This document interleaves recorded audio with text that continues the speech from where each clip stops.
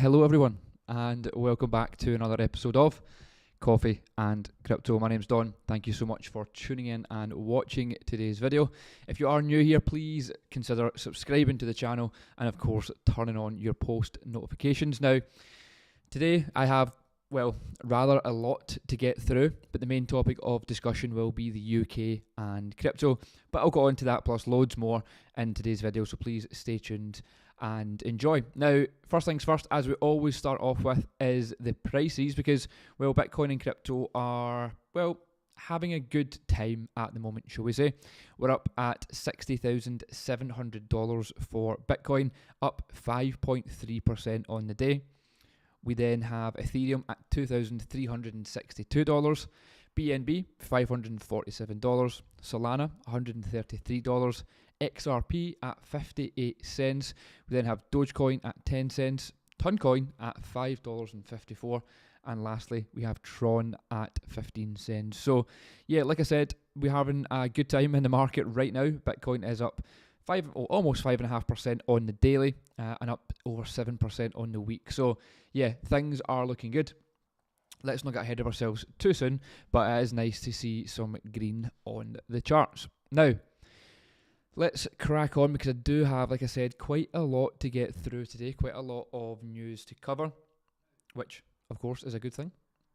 But yeah, it'll be a longer video than normal because there's loads to talk about. Now, first things first, a little bit about the UK. I will kind of jump in and out of news from the UK. There is a few things I wanted to kind of say about it. First of all, blockchain could help UK's $14.5 trillion payments sector, says Trade Group. Now, a blockchain-based ledger for payments and settlements could eventually help the UK's finance industry, which processes $14.5 trillion worth of payments a year, says the country's finance trade body. Now, in September 17th, the comments from the UK finance came after the end of what is said to be a successful experimental phase of a regulated liability network, a blockchain-based ledger for central bank digital currencies, so CBDCs. We spoke about them loads in the past. UK Finance said the RLN could support innovation and deliver new financial functions like programmable payments, as it summarised findings from an experimentation. What? Why can't I speak? Phase. I thought it was meant to be experimental phase, but yeah, on the network with 11 banks. The trade group called for further engagement with regulators and other public bodies to develop the RLN, which it said could reduce fraud and cost of failed payments because, it's on the blockchain, so that makes complete sense. The UK's legal and regulatory framework is sufficiently flexible to support what UK Finance called a platform for innovation, but needs further implementation and regulatory engagement. The private sector wants to invest in the future of commercial bank money. Well, of course they do, because CBDCs are big business, or is big business, and a partnership with regulators is the best way to successfully make this happen, said the UK's finance managing director. And then lastly here, the RLN uses distributed ledger technology, so DLT, and is mainly intended for the use by commercial banks to help with what McIntosh, who is the managing director, said is the $14.5 trillion worth of payments in the UK, which is insane to think about. Here's a small diagram. If you so much care, you can pause that and look to see how things would go with the ledger. I won't go through it because you'll be bored, but yeah, pause today's video, look at that, and it will give you a breakdown on how it actually works. So yeah, the ledger can house wholesale CBDCs, commercial bank money, and electronic money, with each entity that has access to it able to record, transfer, and settle funds, along with tokenization on programming payments and settlements and locking and unlocking funds. There's a lot of ands in there. And. Basically, to make this a lot easier to understand, it's a bit of a no-brainer, a bit of a, yeah, we know that, boring, old story. Jesse Colquhoun, or whatever your name is, who wrote this article. But basically, essentially what they're trying to say is blockchain would be good for the UK. That's it. We all know that. If you're in crypto and you're a fan of blockchain technology and how it actually works, then you know that blockchain is the future, and you know that it would benefit literally every single government in the world. But yeah, we're focused on the UK here, so they are fairly positive. And do I see it actually going through? Yes, at one point in our lifetime, but I don't think anytime soon. There still is a lot to kind of get through, a lot of legislation, a lot of government nonsense, a lot of them basically just sticking their hand in the pie before this sort of stuff gets approved. So yes, it will happen, but the moral of this article is that blockchain is good technology and it would help fraud and payments, which we already knew. Now I think Bitcoin just hit 61k as we are streaming. I just got a notification on my phone, but doesn't show on here, but it shows on KuCoin as 61,000. Anyway, moving back on to some more news. We then have the SEC commissioners slam an agency after $750,000 Flyfish Club NFT settlement. Again, I'll briefly kind of go over this because it's to do with the SEC suing someone, and that's boring. We already know that that's all they do for a living. That's how they make their money. But just to help out, 2 commissioners from the US SEC have slammed their agency for seemingly cornering non-fungible themed restaurant Flyfish Club into a $750,000 settlement. So the SEC said Flyfish conducted an unregistered offering of crypto asset securities. That's the same old story. That's what they say for every single one. By selling 1,600 NFTs to US investors and making $14.8 million from 2 price points. Wow. That's a decent sale, that. However, the SEC commissioners criticised the enforcement action, arguing that the Flyfish NFTs were simply a different way to sell memberships, thus didn't trigger securities law, which is a key element because I think that's what a lot of people in the NFT realm tried to do, was like sell a membership. I know the Nelk Boys done it with, is it the Meta card? No, whatever it was called. They sold it as like a membership. You got premium access or whatever, whereas some NFTs were just total fraud and total nonsense, but the SEC, because they are just silly, didn't know the differences apparently and just came after anyone regarding NFTs. So yeah, so in a letter then, the 2 commissioners said that the Flyfish NFTs didn't pose a threat to investors and stressed the SEC must provide NFT innovators with more freedom to experiment, which I fully agree. Creative people should be able to experiment with NFTs without having to consult a high-priced tea leaf reader, a lawyer. The Commission can change its menu to include a healthy serving of guidance to give non-securities NFT creators the freedom of experiment. So I'm a big believer in NFT technology, not just the pictures of monkeys, etc. That was used for other purposes. We won't go into that. But the actual technology behind NFTs are super, super important, and I do believe that they are one of the key elements or key parts of the future of crypto, and hopefully the SEC take their kind of pause out of it and realise that. Next up then, we have Donald Trump silent on the World Liberty Financial. That's a very interesting photo of Donald Trump there. They've gained a few pounds. So it launched on September 16th. Now, Donald Trump was probably silent because someone tried to shoot him with an AK. I guess that's potentially why he's decided to maybe, or forgot to post about this crypto project, because he was busy dodging bullets. But Donald Trump didn't end up talking about World Liberty Financial, his family's new crypto platform, during a so-called launch event on X, but the team eventually shared information about the project's token. So I covered this last week at some point, that on September 16th, which was yesterday, they were launching this new crypto project, and it was run by his 2 sons. It wasn't him himself, but it is obviously kind of, he's part of it essentially. So despite Trump billing the live stream as a State of Crypto address, it took about 16 minutes for him to mention the word, saying, "We're going to make our country greater than before, and you're going to be happy, and you're going to love your crypto." So look, the fact is he's even in on this should be good enough for some people, but clearly whoever's written this article wasn't happy about that.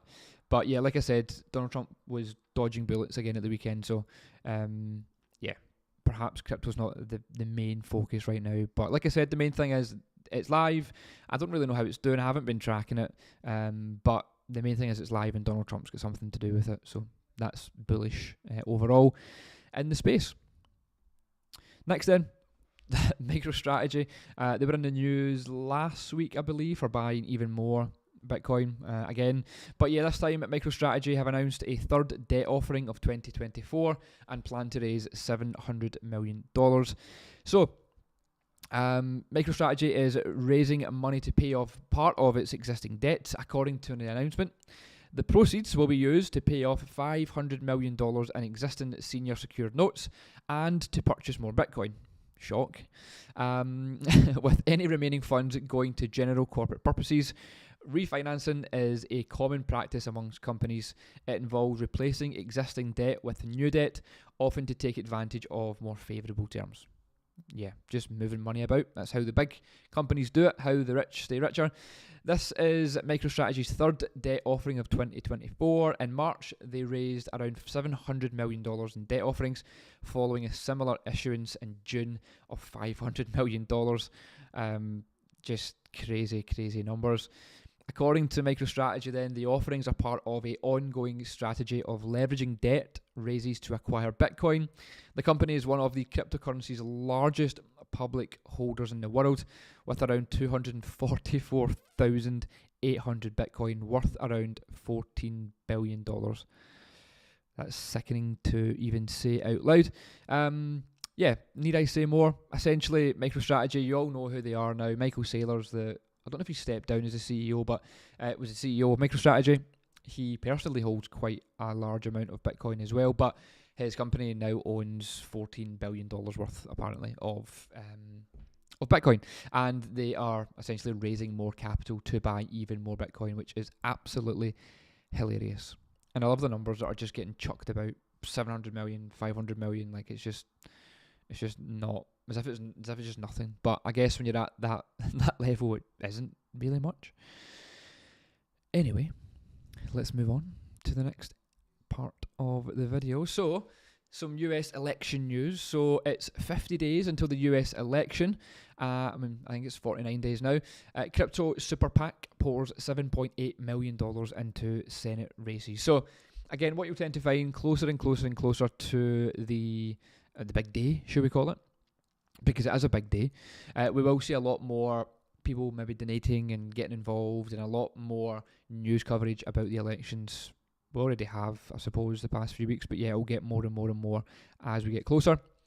So the Protect Progress Political Action Committee, which is called PAC, has spent roughly $7.8 million to support Democratic candidates for the US Senate races in Arizona and Michigan.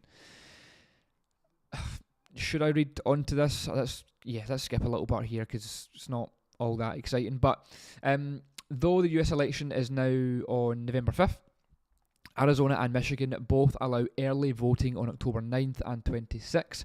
According to some September polls, this person, GLASGOW, is leading far-right Republican Carrie Lake by 4 to 6 points going into the election. Blah, blah, blah. None of this will make any difference, or you probably won't care because all you care about is Donald Trump and this woman here who is also running against Trump. Can't remember her name. We don't really need to mention her name, do we? But anyway, Fairshake spokesperson says on August here that the Crypto Super PAC intended to support candidates on both sides of the aisle who were committed to working with the crypto industry to pass responsible regulation. Depending on the outcome of the elections, control of the US House of Representatives, the Senate and the presidency could change hands in 2025. Backed by crypto firms and executives, primarily Ripple, we all know who Ripple are, and Coinbase. Unfortunately, we know who those people are as well. Fairshake reported raising more than $169 million for the 2024 election cycle. Its expenditures may have already influenced voters in primary elections. Now, I will probably talk about the elections quite a lot over the next few weeks up until November. It is super important for crypto, I believe. Look, the markets will move how the markets will move, but the stock market is heavily kind of got, the presidency election kind of does help the stock market, and the stock market helps crypto and so on and so forth. So, yeah, expect me to talk about it quite a lot over the next few weeks. But yeah. Okay, so one of the main topics of discussion for today's video is regarding the UK.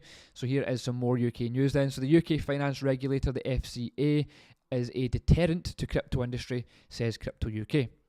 Interesting. So the lengthy, difficult registration process for crypto firms in the UK is acting as a deterrent to business, according to one local industry group.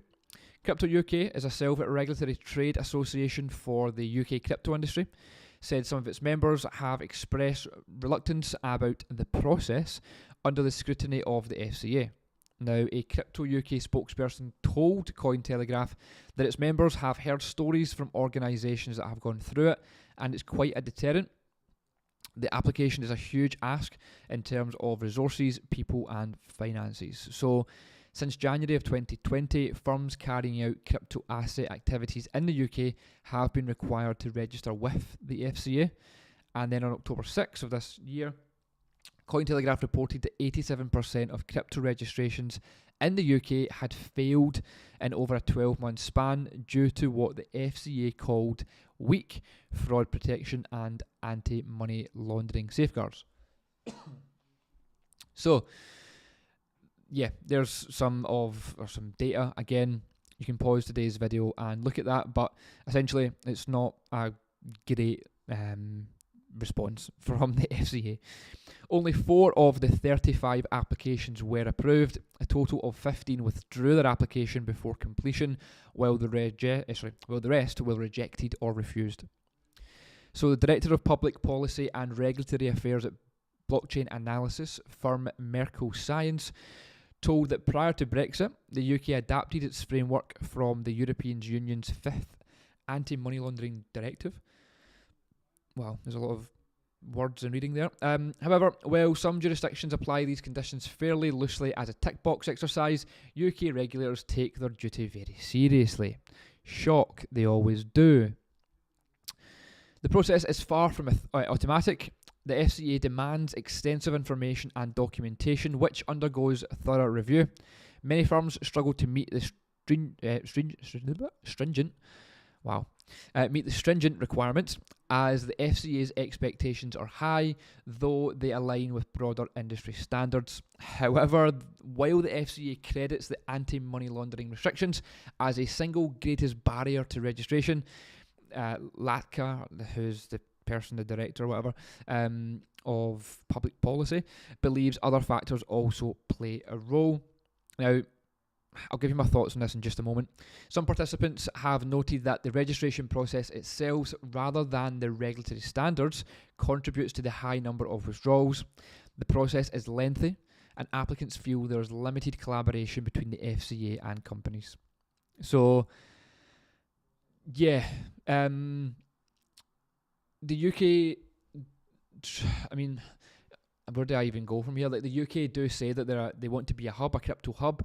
They want to bring UK crypto businesses. They want to thrive in crypto, etc., etc., etc. But when it comes to the registration process that they want you to follow, it seems like they don't want you to thrive in the UK, essentially. Don't know how else I can word it.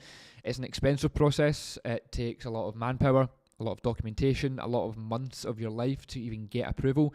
If you get approval, and yeah, like this person is saying here, or like this article is saying, it is a deterrent because, well, in one hand, in government, they're saying, oh yeah, the UK is pro-crypto, we want to enable the, CBDCs, the future of crypto, we want crypto companies in the UK, but to do so, you must register. Okay, cool, I'll register, and it's the worst process known to man. So, yeah, it's not ideal. I've heard of a few people going through it, and I know some of the costs that are involved just to get a tick box, essentially. I know Swissborg went through it recently. They were obviously approved and everything's great. You remember Swissborg did stop some of the UK sign-ups and no one could use the app or certain things on the app for a while, but then they got their FCA kind of approval. So yes, so Swissborg is a crypto exchange, obviously, if anyone doesn't know who that is. They are now approved to kind of work in the UK, shall we say, unlike the likes of Bitget, for example.